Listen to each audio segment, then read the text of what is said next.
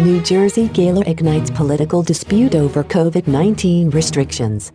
Governor Phil Murphy offered harsh comments on a New York Young Republican Club event in Jersey City that flouted the state's coronavirus rules. Fox News, U.S. Rep. Matt Gaetz fired back Friday after Democratic New Jersey Governor Phil Murphy told the Florida Republican he was no longer welcome in the Garden State after being photographed without a mask at a Jersey City restaurant.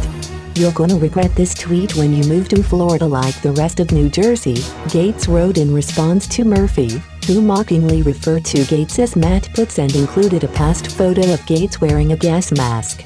At a news conference earlier in the day, and then again on Twitter, Murphy blasted the GOP congressman for attending a crowded party for the Young Republicans because the event allegedly broke the state's COVID-19 rules as cases spiked across the country.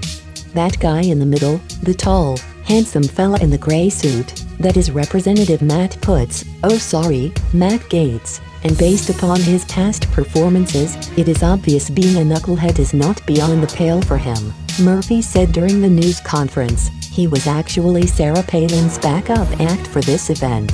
"I hope you're watching, Matt. You are not welcome in New Jersey, and frankly I don't ever want you back in this state," he added. Murphy then reiterated his criticisms in a tweet and said, "Last night, the New York City Young Republicans allegedly snuck into Jersey City to hold a gala fundraiser to the power of ignoring our social distancing and mask rules.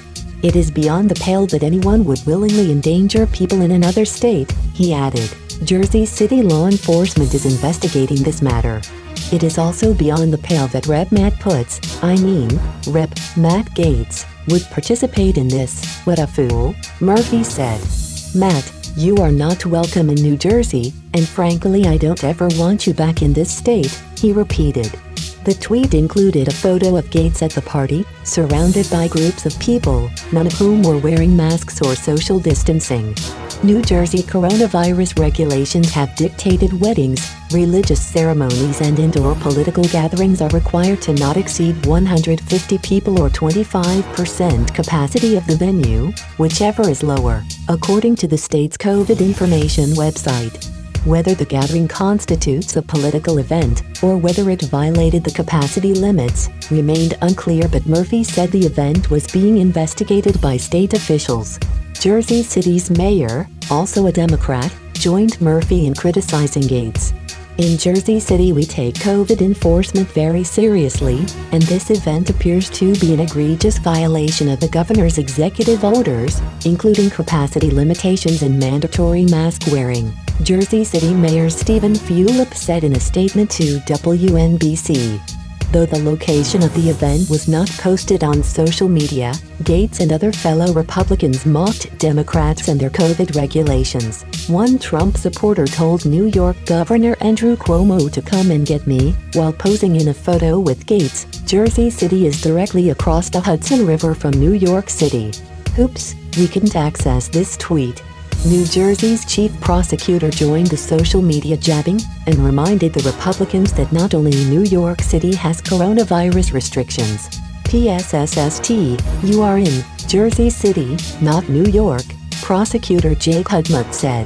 "Governor Cuomo may not be able to come and get you," he added, "but I can." In another tweet, Gaetz jokingly thanked Murphy for calling him a handsome fella. "I'm only considered handsome in New Jersey, though," he wrote. Gaetz later asked Murphy if the GOP should organize a political protest in order to be allowed to congregate, nodding at the Black Lives Matter protests this summer. "Should we organize a peaceful protest to the power of lockdowns in New Jersey?" he tweeted Friday night. New Jersey has reported more than 356,000 cases and more than 15,000 deaths since the pandemic started.